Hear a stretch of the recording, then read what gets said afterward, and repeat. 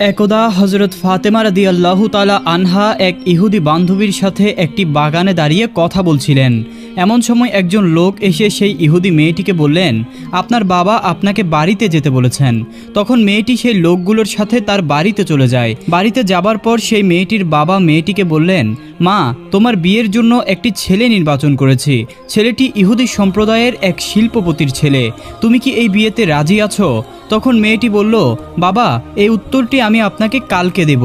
আজকে রাতে আমাকে একটু সময় দিন, আমি একটু ভেবে দেখি। মেয়েটির বাবা মেয়েটিকে সময় দিল। মেয়েটি তার বাবার কাছ থেকে সময় নিয়ে কোনো দিকে না তাকিয়ে এক দৌড়ে হজরত ফাতেমা রাদিয়াল্লাহু তাআলা আনহার কাছে চলে আসলেন। মেয়েটি হজরত ফাতেমা রাদিয়াল্লাহু তাআলা আনহার কাছে এসে বললেন, বোন, তোমার সাথে আমার দীর্ঘ 12 বছরের সম্পর্ক। এই দীর্ঘ সময়ে তুমি কখনো আমাকে ভুল পরামর্শ দাওনি। আশা করছি আজকেও তুমি আমাকে কোনো ভুল পরামর্শ দেবে না। আমার জন্য আমার বাবা একজন ছেলে নির্বাচন করেছেন। ছেলেটি হচ্ছে ইহুদি সম্প্রদায়ের এক বিশাল শিল্পপতির ছেলে। সেই ছেলেটির সঙ্গে আমার বাবা আমাকে বিয়ে দিতে চান। তুমি বলো এখন আমি কি করব?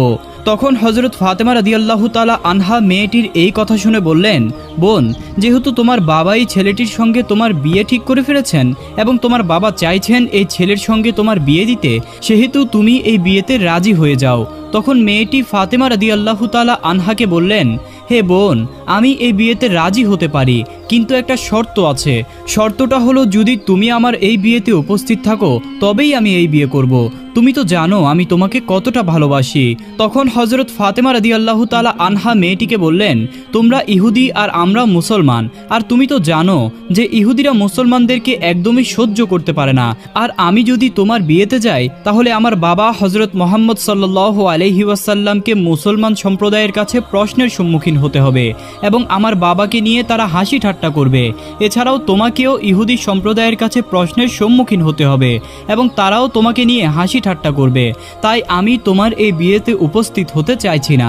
তখন সে ইহুদি মেয়েটি হজরত ফাতেমা রাদিয়াল্লাহু তাআলা আনহাকে বলল, তুমি যদি আমার বিয়েতে উপস্থিত না থাকো তাহলে আমি কথা দিলাম কিয়ামত হয়ে গেলেও আমি বিয়ে করব না।